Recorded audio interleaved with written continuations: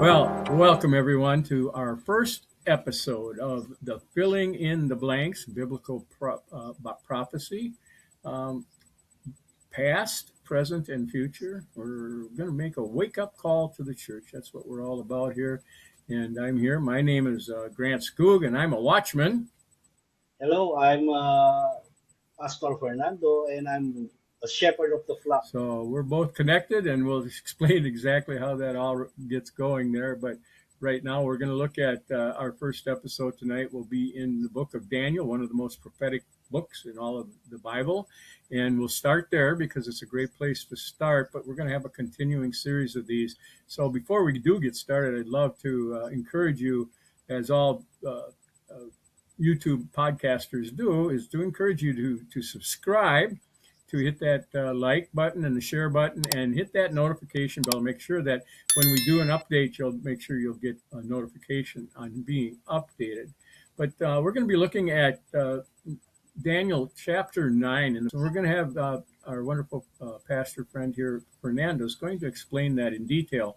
But before we get started, we love to introduce ourselves and let you uh, know why we feel called to proclaim this wake up call to the church. My name's Grant Skoog, and I've been here in the Philippines. I'm actually an expat, and I'm living in the Philippines with my good friend Fernando. He's a neighbor, and we got connected. It was a very interesting scenario.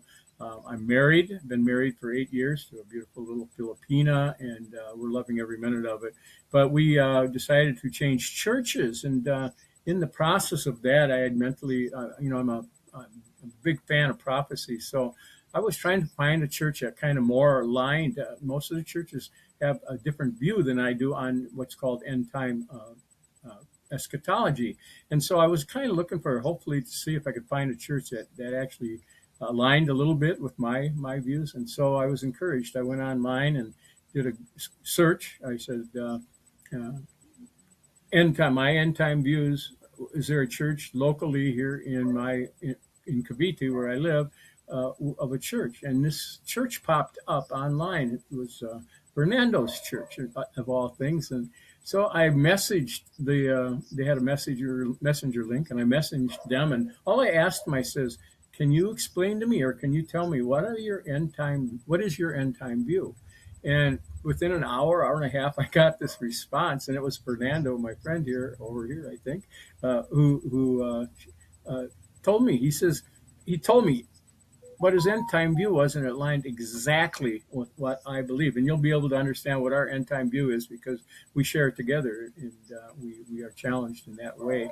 So we began meeting, and we got together, and lo and behold, the Lord led us and moved us to uh, putting together something. We realized that from the pulpit, mostly a lot here in the Philippines, but all over, in my country as well, they're not proclaiming prophetic realities to the people. The people are not hearing about Bible prophecy because they're a little bit afraid of it, and it's been so misused and so abused. The views are all different; they're all over the place. But me and Fernando hold to a solid interpretation of the Bible that incorporates a contextual, a historical, grammatical, and literal view of the Bible. And so we take it very seriously. And we understand that because prophecy is one third of the Bible, you can't just throw out prophecy, which I believe a lot of churches are doing because they're afraid they may offend their people or whatever. But me and Fernando connected. We started meeting, and we came up with this idea. And we did a seminar a couple of months ago to start this off. We did an hour and 45 minutes seminar, invited all our friends and relatives to join us, and we had a pretty good turnout. And we presented what, first of all, what is prophecy, and then we explained why it's so important. And so it went very well. So we decided next step, maybe we should try a podcast and see if we can encourage people to come on a regular basis and hear what God has to say from His Word. So that's how I met Fernando. But Fernando has another side of the story, and I'd like him to share that with you. Yes, once again, I'm Pastor Fernando, and I'm the lead pastor of the Way Community Bible Church in General Trias, Cavite. And just like what Brother Grant said uh, about the message he sent our Facebook page, and then after that. answer I gave him, we started communicating. And then we decided to meet up. After the meet up, we were encouraged to do an online podcast and seminars such as this. And I believe because we have the same Amen. stand and same belief that we need to really to share what how important is prophecy. So we decided to do this podcast and online seminar, and I believe that this is not our meeting was not an accident. Amen. I believe that it was God who made a way for us to meet. And so now we are doing this, and we hope that God will move in His words through this podcast. Amen. Brother Yeah. Glenn. Thank you, brother. Yeah. Uh, we're you can tell we're amateurs. We're new at this, but give us some time, and I think we we we do meld well together. We're two brothers of one kind, and we're so grateful for that. But in future episodes, we're hoping to incorporate in the beginning of our podcast a current events section, as we know what's going on. Iran and Israel started up again today. This has been we're broadcasting on June the 8th, and it just started up again this morning. And the world is really showing signs of prophecy being fulfilled right before our eyes. So we hope to do that. We know we're all living in these times that are very interesting, if not it's to say the least. But again, how they align prophetically is what's most important. And we know that God wrote the book. He gave us the end of the story, and we don't have to be scared. We're simply trying to be prepared. So I'm going to start our slideshow presentation where Fernando will take over and kind of give us a lesson on this by Daniel 90 or Daniel 9 prophecy, where he explains that 90 or 70 weeks of Daniel.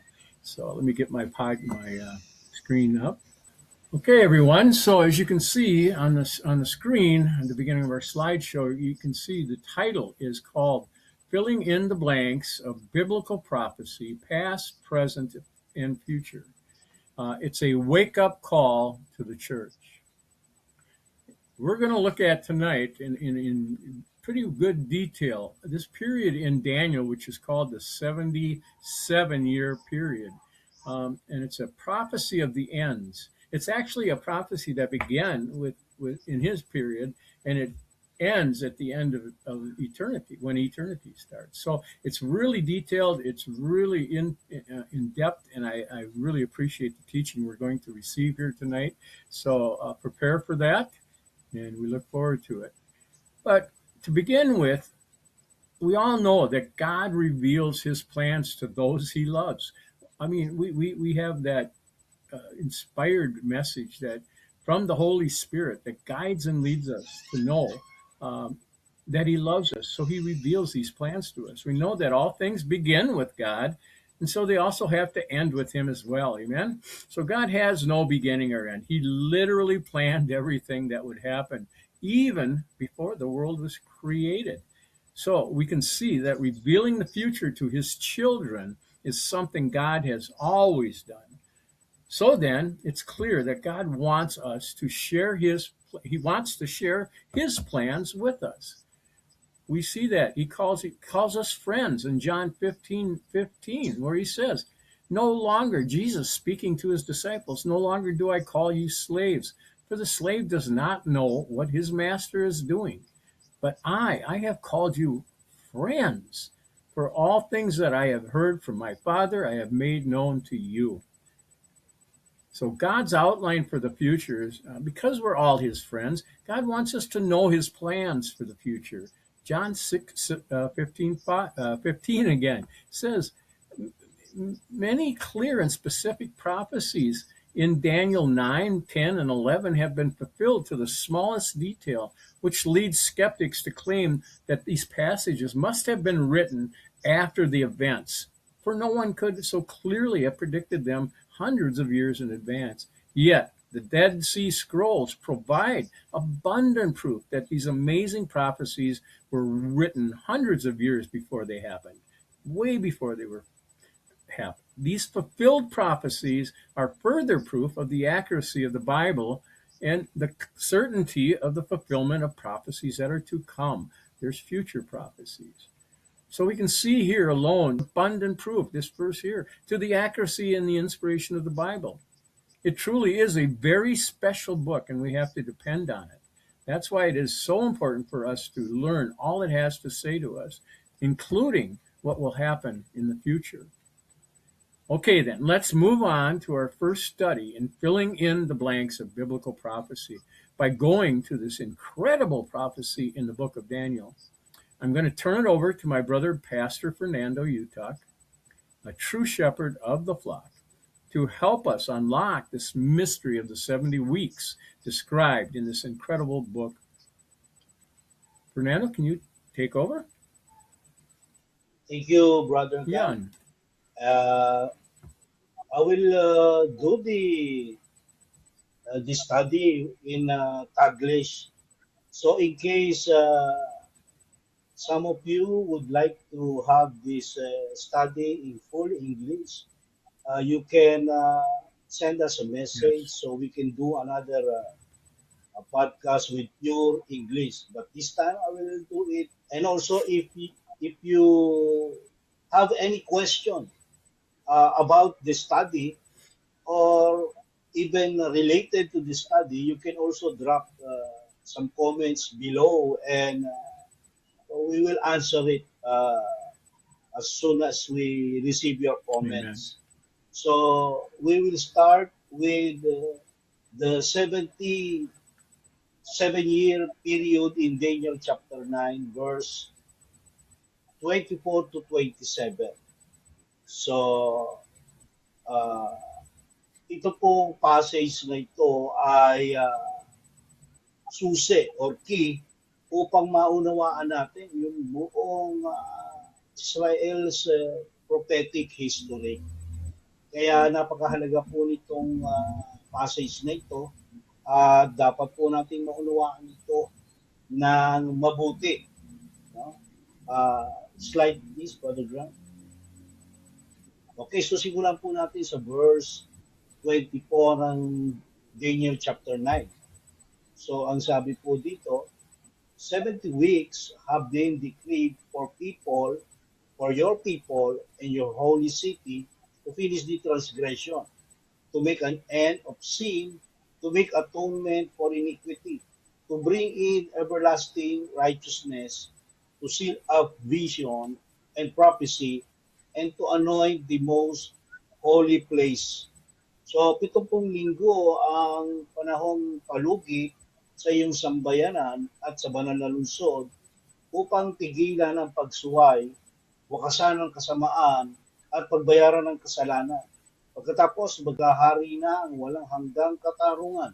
Magaganap ang kahulugan ng pangitain at ang pahayag. Itatalaga na rin ang kabanal-banalan. So, ang nagsasalita po dito ay si Angel Gabriel. Ito po ang context po ng mga verses na ito. Kinukorek po ni Angel Gabriel si Daniel sa kanyang sa misunderstanding ni Daniel about sa mga susunod na times, no? Kasi po akala ni Daniel pagkatapos ng 70 years nilang exile sa Babylon, akala po ni Daniel doon ay magi-start na po yung kingdom coming, no? Akala po ni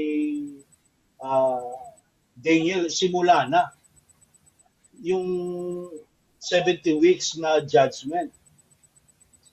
So, pinaliwanag po dito ni Daniel, ni Angel Gabriel na mali po siya ng pagkakaintindi. So, pag-aralan po natin ano po ba yung ibig sabihin, yung correction ni Gabriel kay Daniel. So, tignan po natin. Okay. So, yung 70 weeks po na binention ni uh, Angel Gabriel ay merong purpose. No? Yung 77s na yan. Meron po yung purpose. Anim po yung purpose na yan. No? Isa-isahin po natin. Una, to finish the transgression. No? Makikita po natin no, na yung pong transgression ay singular. Singular transgression. Hindi po ito yung lahat ng kasalanan ng Israel, but a particular sin of Israel, which is the rejection of the Messiah. Nung nagkatawang tao po si Jesus, nireject po ng Israel si Jesus as their Messiah. So yung age of the Gentiles po na sinasabi ni Angel Gabriel kay Daniel, magresulta po yun na yung buong Israel ay tatanggapin si Jesus as their Messiah. So yun po yung unang purpose. Ang second purpose po is to make an end of sin. No? Ito po ay general. Yung age na mination, yung 70 by 7, na mination po ni Angel Gabriel, ay dadalahin po ang Israel sa point of sinlessness. No? Pero siyempre, this will require na yung Israel ay mamuhay in being glorified, no? In glorified state. No? Isibihin, resurrected bodies para sila po ay maging sinless. So yun po yung number 2. So ibig sabihin sa end po ng 70 by 7 ito ay magiging sinless ang buong Israel. No? Number 3, to atone for Israel's sin. Ito pong age na ito na sinabi ni Angel Gabriel ay magsuserve as Israel's atonement for their sin, no? Under the old covenant. No? Kasi po ang Israel, nag-fail sila na i-keep yung old covenant. Kaya po nagresulta ito ng mga curses, period of curses. No? At ang tawag po doon ay age of the Gentiles. At ito pong 70 by 7 na mination ni Angel Gabriel ay nakapaloob po sa age of the Gentiles. Pang-apat po sabi, to bring everlasting righteousness. So, yung age po na darating sa bayan ng Israel ay dadalhin sila sa everlasting righteousness, which is a clear reference to the kingdom. No? Kasi po yung end of age, hahantong po sa arrival ng kingdom. Kaya makakaranas po sila ng everlasting righteousness. And then panglima po, to seal up prophecy. Na ibig sabihin po na yung end or kaganapan ng lahat ng prophecy. Kasi hindi na po sila kailangan. So, mawawala na po aalisin na po yung mga prophecies na yan. Kasi, pagdating po ng kingdom, ang lahat ng bagay ay malalaman na natin. At ang pang-anim po, a new temple to anoint the temple. Magkakaroon po ng bagong temple, which is anointed, no? Sa Jerusalem. Ang tawag po dito ay the Millennial Kingdom Temple.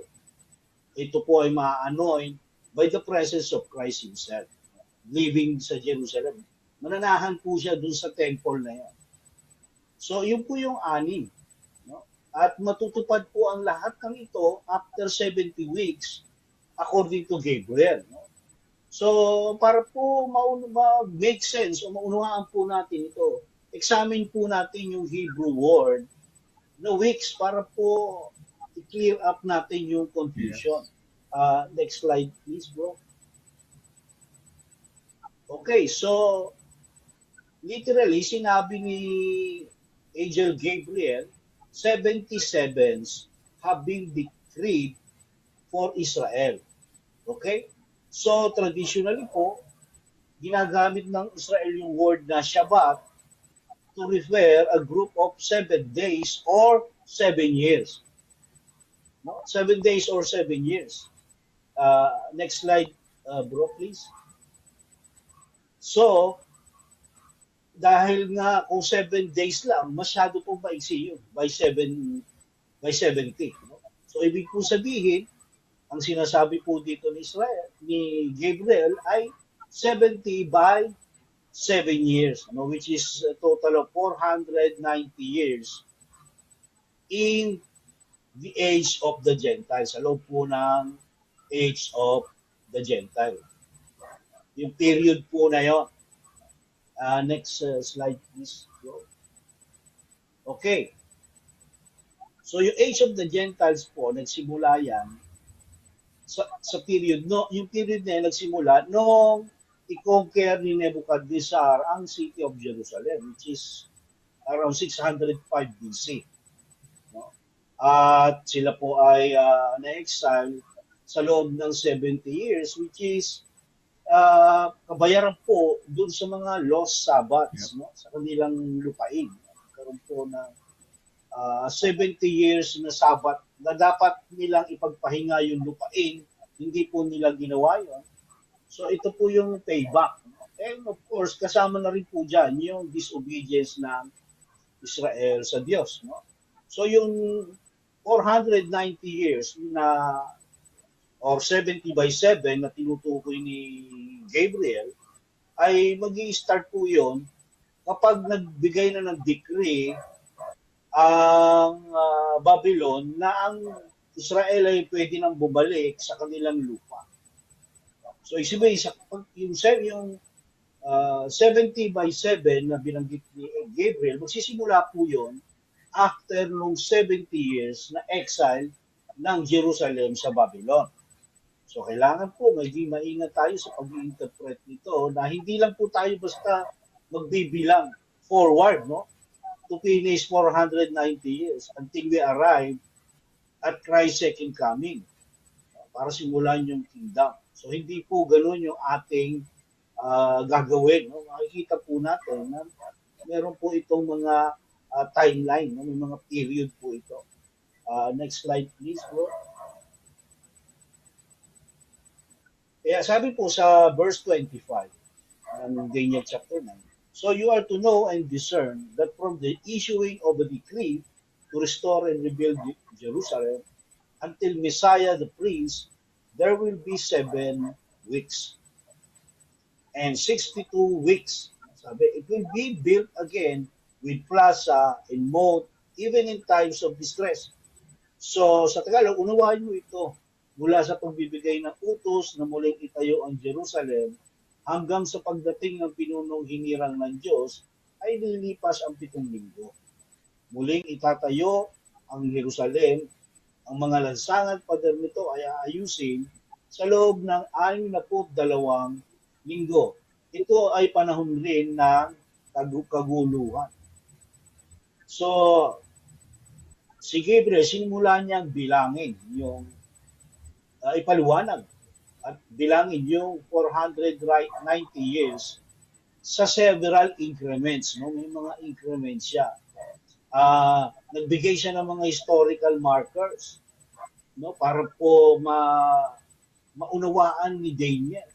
No? Yung historical markers po na yun, para po mga distance markers yun kapag po tayo ay bumabiyahe ng malayo, lalo na sa mga highway. No? Makikita po natin sa daan, may mga distance markers sila para maunawaan natin kung gaano pa kalayo yung susunod na bayan, na gano'n. No? So ito pong markers na to na binigay ni Gabriel ay makakatulong para matrack natin yung paglipas ng 490 years. No? And we need to be very careful in the observation ng text. Si Gabriel po nagbigay siya ng 3 events or time markers sa dalawang span of time measured in periods of 7. Okay, so yung una pong event, yung decree ng rebuilding ng temple. Yung pangalawang event, yung cutting off the Messiah or yung pagkamatay ni Jesus. And yung third event na minention niya ay yung completion of the temple. So there are two spans of time with 7 sevens and 62 sevens. At itong dalawang time span na to, separated siya ng tatlong events. No? Separated siya ng tatlong events. Okay, so from the book of Ezra and Nehemiah, nakarecord po doon na ang Israel inabot ng 49 years sa pag-rebuild o construction ng temple, including the city walls. So from the decree of Cyrus to completion of the walls, 7 sevens or 49 years. Okay, so ulitin ko po. Sa magmula nung binigay yung decree hanggang sa completion, 7 sevens or 49 years.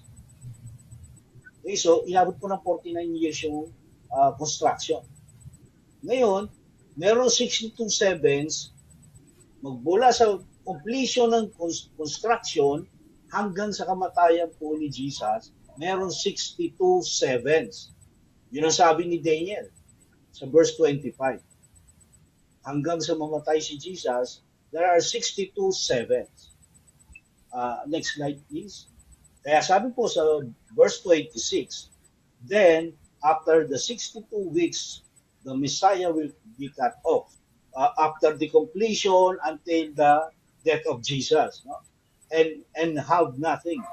And the people of the prince who is to come will destroy the city and the sanctuary. And its end will come with a flood. Even to the end, there will be war. Desolations are determined. So sa Tagalog, pagkalipas ng 62 linggo, papatayin ang hinirang ng Diyos. Ang lusod at ang templo ay wawasakin ng hukbo ng isang makapangyarihang hari. Ang wakas ay darating na parang baha at pagkakaroon ng digmaan at pagkawasak na itinakda ng Diyos. No, sa after ng completion ng walls at ng temple, hanggang sa kamatayan ni Jesus, there will be 62 sevens or 483 years. 62 times 7. No, at kapag tapos na po ng pagkamatayan ni Jesus, Jerusalem will be destroyed again. No? At ang sabi, the destruction will come like a flood, which is the Bible's term for an army overrun with great force. At ang sabi po na ni Josephus dito, yung historia, kaya po naganap ito dahil akala po ng Caesar nung time na to ay nagkakaroon po ng revolution. Kaya po ganito ang ginawa nila. No? So, ang sabi pa, the temple will be desolated. No? At ang lahat po ito nangyari noong 70 AD. After po ng crucifixion ni Jesus. Ang mga Romans po, sila po ang gumawa niya. Sinira nila yung temple completely. Yung prince who is to come na binanggit po dyan, siya po yung Antichrist. No? Pero hindi po siya lumabas at hindi po siya lumabas nung after nung kamatayan po ni Jesus. This is a different period. Lalabas po ito sa ibang period. Ito po ay although the same kingdom, no?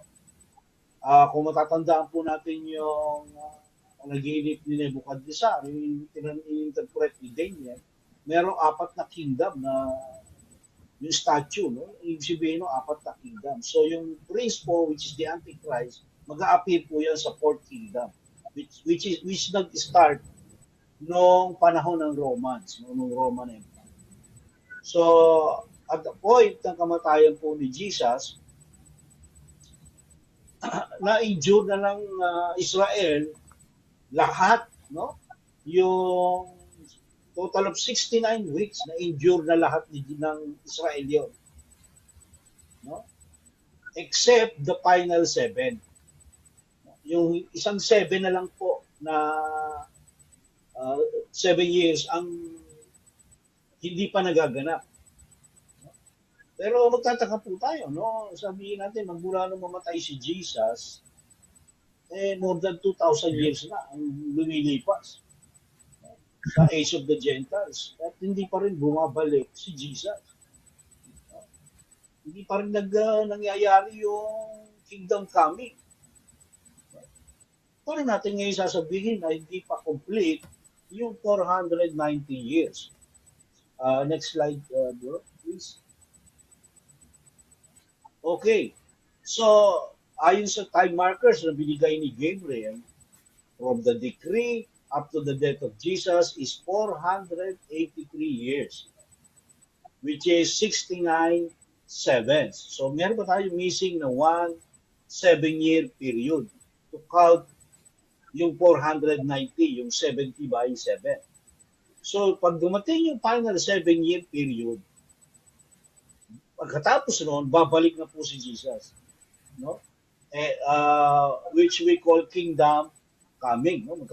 Kingdom coming na po ang mangyayari sa earth. No? So, isipin natin, bakit hindi pa nangyayari ito? More than 490 years na yung lumipas. No? Magmula nung mamatay si Jesus, 1,000 of years na yung lumipas. So, tingnan po natin maigi kung ano yung sinasabi ni Gabriel. No? Next slide, please, bro. So, sabi po sa verse 27, ito po yung last verse natin.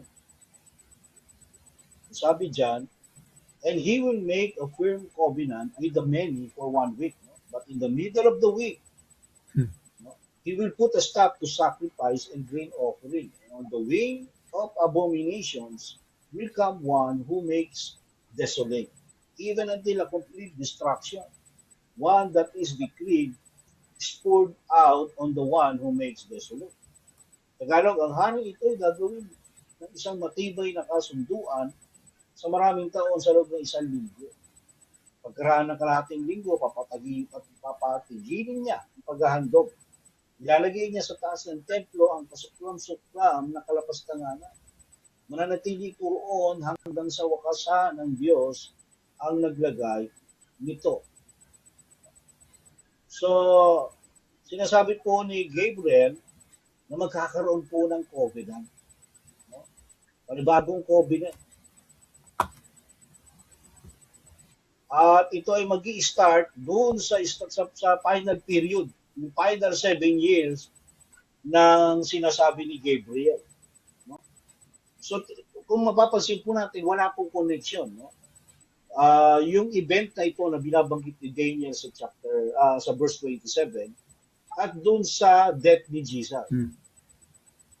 So, ito ay separate event. Walang connection siya, no?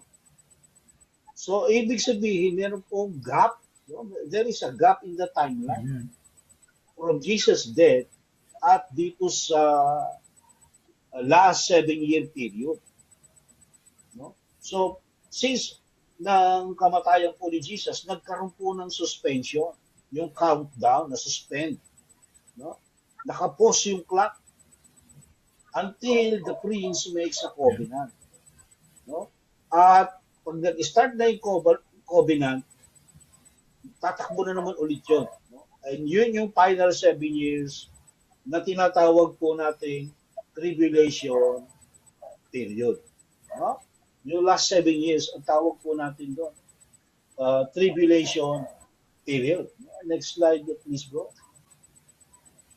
So, yung covenant na gagawin ay papayagan na po yung sacrifice and grain offering ng mga Israelita.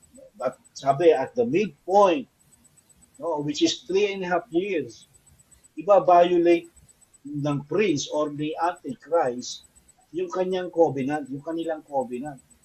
At ipapatigil niya itong sacrifice and grain offering.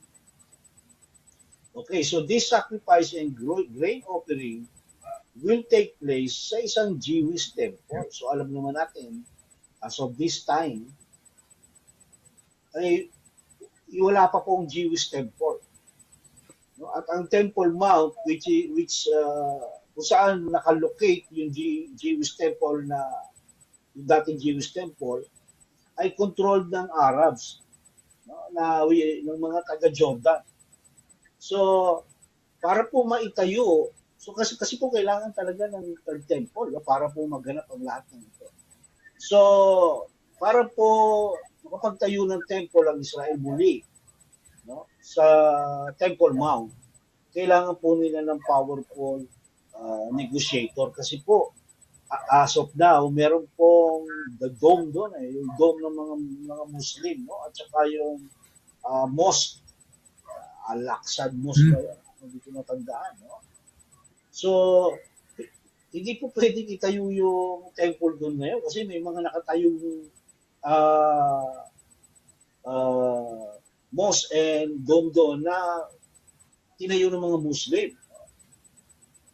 Kaya kailangan po ng isang powerful world leader para ma-negotiate po yung opportunity na yon.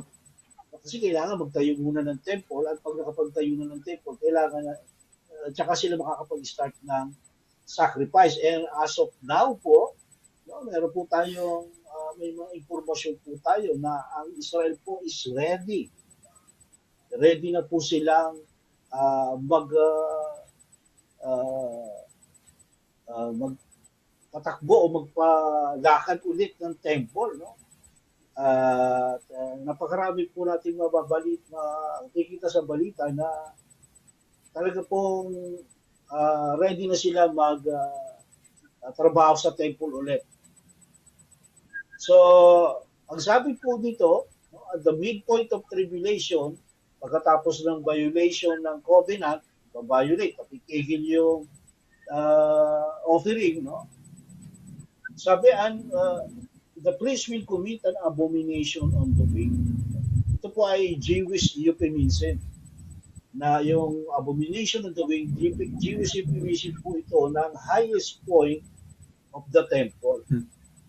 No? At ito po si Antichrist. Ang mangyayari po kasi ganito, no? Si Antichrist, i-indwell siya ni Satan, no? At pupunta siya sa loob ng temple, i-declare niya yung sarili niya as God. No?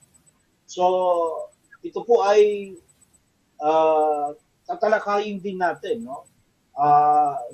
Ng mas malalim sa ibang aral. Sa ibang aral po, hindi po natin ito pwedeng talakayin dito na mas malalim. So, but kung may mga questions po kayo, pwede po kayo magtanong sa ibaba. So, as this final period ends, yung age of the Gentiles makukomplete na. No? Pag natapos na po itong 7 taon na to, completed na yung age of the Gentiles. Yung judgment against Israel, matatapos na rin. Babalik na po ang ating Panginoong Jesucristo at lulupigin niya na yung Antichrist. Next slide, bro. Okay, so ito po, no, yung 77s natin. So meron pong post dun sa clock. No? Meron post dun sa timeline. No? Ito pong post na ito, hindi po ito na sabi ni Gabriel kay Daniel, no, sa Israel. Hindi po ito sinabi. Kasi yung pong post na ito, hindi po intended ito sa Israel. Ito po ay kinailangan kasi meron pong kinailangan mangyari. No? Kasi po merong promise ang Diyos kay Abraham concerning other nations. No? Kaya ito pong post na ito ay tinatawag nating church age. So, sinuspend po ng Diyos yung clock or yung timeline ng more than 2,000 years to make room for the church, no? To receive the new covenant. Ang purpose po niyang post na yan ay para sa church. No? Pero yung itong final 7 years, hindi po dadanasin yan ng church. Hindi po dadanasin ng church yan.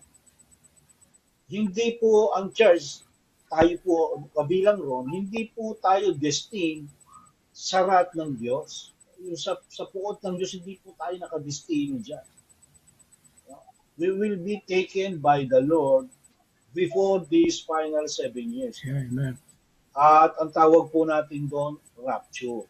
So, hindi rin po natin tatalakayin ng malaliman yan dito. Meron po tayo separate na pag-aaral dyan tungkol po sa rapture. No? So, hindi po tayo mapapasama dyan kasi po tayo bride ng Christ. No? At hindi bilang bride, hindi po hahayaan ng ating Panginoon na yung kanyang bride ay maranasan yung puot ng Diyos. Kaya po hindi tayo kasali dyan sa last 7 years niya kasi po talaga pong matindihan na ang kahirapang dadanasin ng tao sa panahon na yan. Next slide, bro. Okay, so ito na po yung ating final age of the Gentiles, no? Yung fullness. No?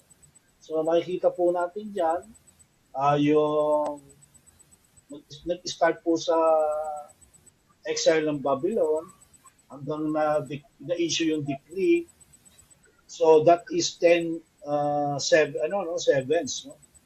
So hindi po yung kasama doon sa count ni Gabriel na 70, no? Nag-start po yung 70 after the decree issued, no? So after the decree was issued, babalik na Israel hanggang matapos yung walls, there are 7 sevens, 49 years. And then after the walls were finished until the death of Jesus, there were 62 sevens. And then from the cut-off of the Messiah until the covenant made na binabanggit sa verse 27, yun po yung post which is the church age. So nandyan po tayo ngayon sa timeline na yan. Nasa church age po tayo ngayon. At makikita nyo rin sa baba, dun sa slide natin, yung apat na kingdom na binanggit ko kanina. So tayo po yung nasa fourth kingdom. So, sa madaling salita, yung last 7 years ay hindi pa po nagaganap. So, future pa po yan. No? At meron po tayo separate na study na tungkol po dyan. Kaya, abangan nyo lang po, isa-isay po natin yan, yung church age, i-discuss po natin yan, yung rapture and yung tribulation. And yung kingdom na rin po. So God's willing po, i-discuss po natin lahat yan in separate podcast. So salamat po. Again, thanks, Brother Fernando. I mean, that makes a very detailed section of Scripture somewhat clearer, even though it's very heavy. These things are hard for us to comprehend. Daniel, imagine him sitting there not knowing the future and having Gabriel tell him all these things. You can imagine being told something of the future and you have no idea how it's going to end up. But we here, sitting on this other side in the church age, as Fernando described, and again, one thing I'd like to make clear, and I think everybody understands this, we sometimes get this 70 years of sevens mixed up with the 70-year exile of Israel in Babylon.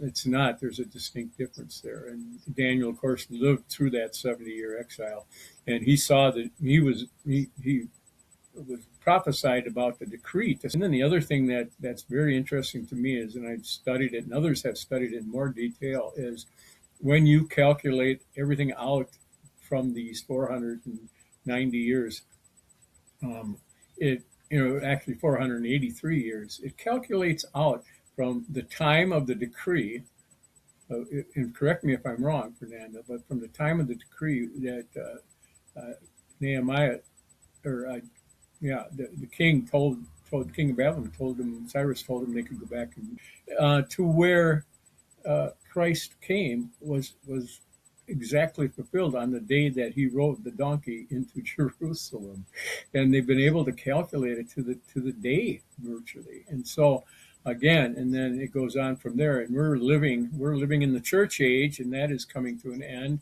we'll describe that as we look at more. We're going to look next session. We're going to look at is we're going to stay in the book of Daniel. We're still looking at his 7 years, the periods, but we're going to put Christ in the second coming into this equation, because there is a second coming. There's what Fernando referred to as the rapture, and so many times these all get confused as well. So we're going to try and biblically clarify all of these things, because it's very, very, very important.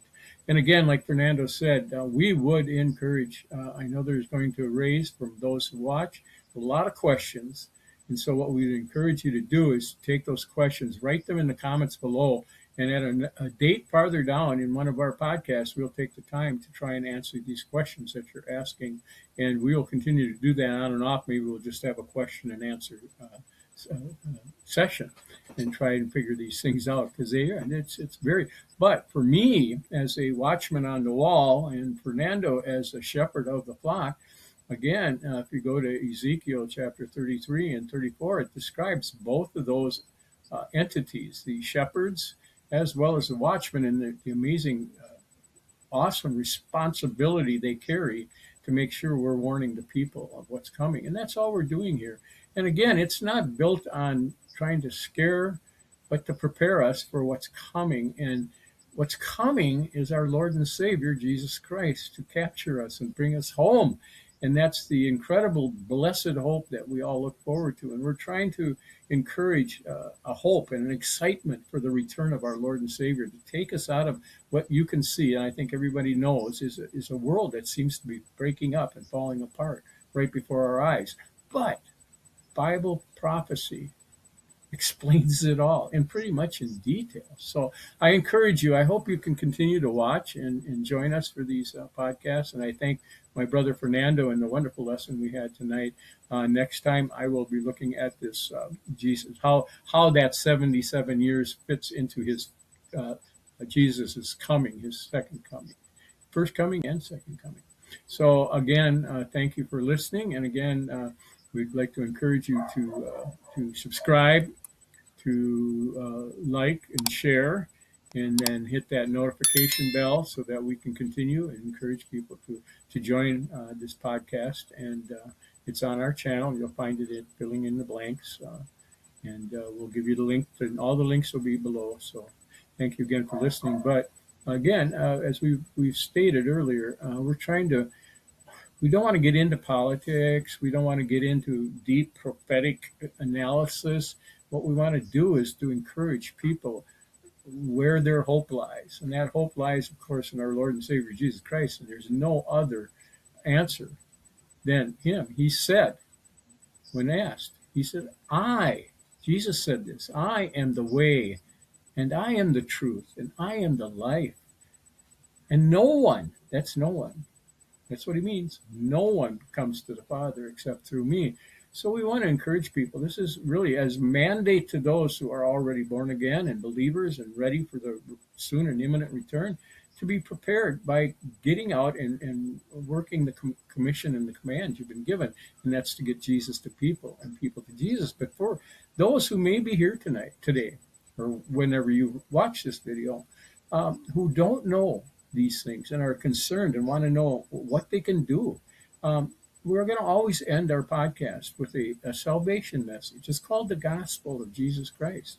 And when you think of Jesus Christ, you may not even know who he is, but what he did is amazing. You remember in the garden, man sinned. He dropped the ball, and because our God is holy and just, he had to turn his back on that, because he cannot look upon sinful man.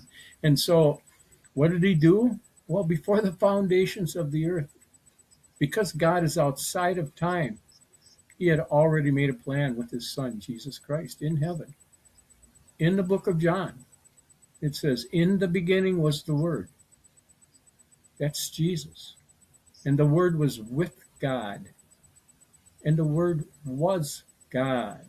So when we think of the three entities of the Godhead, the Father, the Son, and the Holy Spirit, they're all one in essence, but separate. And so Jesus agreed with the Father. He knew they saw what was going to happen. Adam and Eve sinned. What can we do? Well, the Bible, and we'll talk about it, the Bible says because they sinned, they died. The wages of sin is death. But we have salvation through the blood of our Lord and Savior Jesus Christ. So what I want to do, I encourage you. There's a gentleman. I'll try and put his website up on the screen for you to take and go to. His name is J.D. Farag. He's an Arab an Arab Christian, and he's a loudspeaker, but he is a wonderful messenger. And he has come up with this ABCs of salvation that's gone viral. It's making its way around the world. It's good. We've got all their cards and we pass them out here.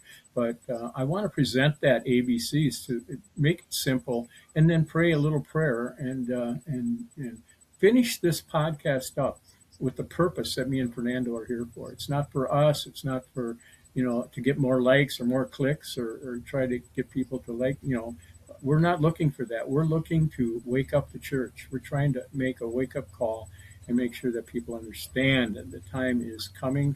And if you're not on the right side, we didn't go into detail on the tribulation. There's that 7-year period of tribulation.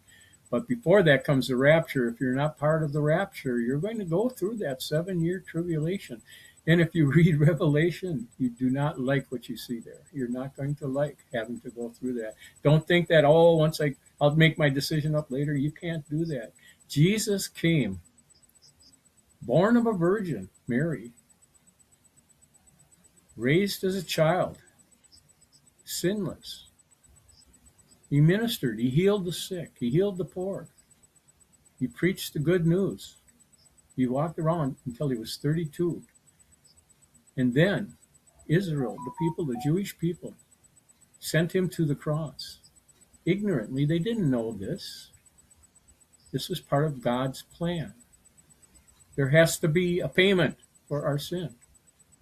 And the only, you look at the Old Testament, the sacrifices were all blood sacrifices.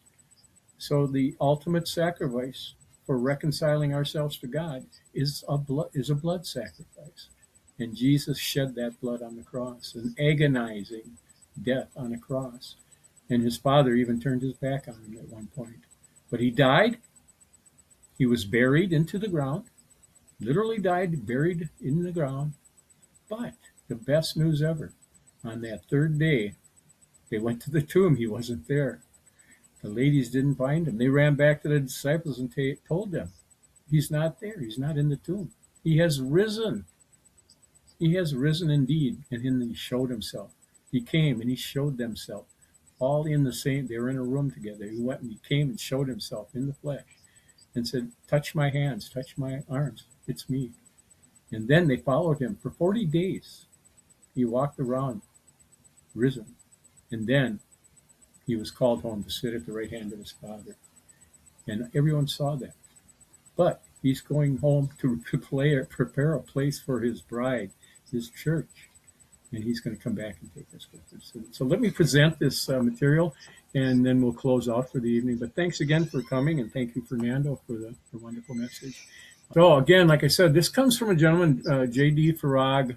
It's F-A-R-A-Q. He's a Arab, like I said, and he has a website, and I will give that. It's just jdfarag.org if you want to go on your own. But I'll give you the link in the description below, as well as I'll post it here on the video itself. So anyways, it's called the ABCs of God's Good News, and it's found in the Bible. He encourages you to get a Bible and read it. The Word is very clear on all of this. Jesus said, like I said, I am the way and the truth and the life. No one comes to the Father except through me. That's from John chapter 14, verse 6. Look it up yourself. But again, laying out the ABCs, it's very simple. The letter A stands for admit. We must admit that we are a sinner. We all have sinned and fall short of the glory of God. That comes from Romans 3:23. No one gets out of that penalty. Everyone has sinned, everyone. And we fall short of God's glory, and that's why we need a Savior. So that's what you do. The next step is B, believe. that this Jesus I talked about, he died for those sins. He paid the wages. It says in the Bible, for the wages of sin is death. But the free gift of God is eternal life through Christ. The only way you get that eternal life through Christ Jesus our Lord. That's from Romans 6:23. So two simple verses. Admit Romans 3:23 and believe Romans 6:23. And lastly, you have to confess. You have to turn from your sins. Confess. If you confess with your mouth that Jesus is Lord and believe in your heart that God raised him from the dead, you will be saved. That's simple repentance. Repentance means turning 180 degrees from the direction you were going and turn and face God. He's standing there right waiting for you. You don't have to run to him. He's waiting for you to turn to him. And that's from Romans 10:9. Those three letters, simple letters, admit, believe, and confess. And you will be what's called born again, born from above. You will be children of God, brothers of Jesus. What an awesome thought. And I did that, Fernando did that, and nothing we did. We did absolutely nothing to gain this salvation. It all is done by the work of our Lord and Savior Jesus Christ. So with all these things known, I encourage you to follow. If you haven't, if you have, screen capture some of this stuff, or go to JD Farag and look up the ABCs of salvation, where we can just pray. If you're convicted in the heart and you really want to know that can save you, read these words with me and believe them. And I'll pray, oh God, I am a sinner. I'm sorry for my sins.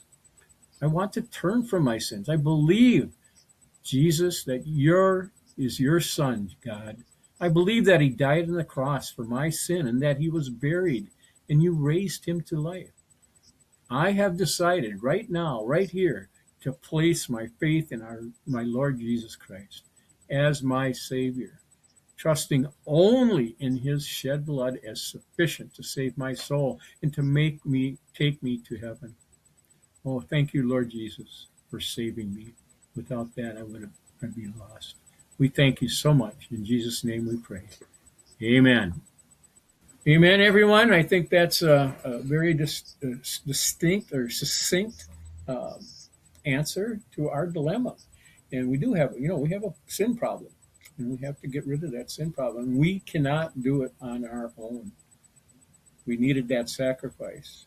That God would send his only beloved Son to die for our sins is the greatest gift ever given to man. So I pray that we will all experience that and feel that presence of him in our lives. Lord, we're just so grateful. Thank you for that. Thank you for the message, and thank you for the time these people spent with us tonight. Now we will close in a word of prayer. And Fernando, if you have any closing thoughts, you can close us in prayer. Okay, so please, let's pray.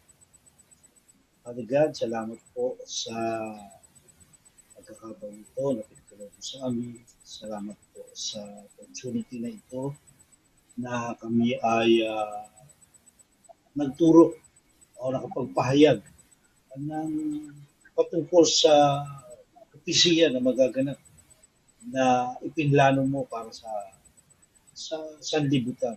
Father God, dalangin po na patuloy mo pong pagpalain ang gawain ito na patuloy po kaming makarinig ng iyong mga salita, patuloy namin maunawaan ang iyong mga salita, at patuloy namin malaman kung ano ang mga plano mo ayon sa mga propesiya.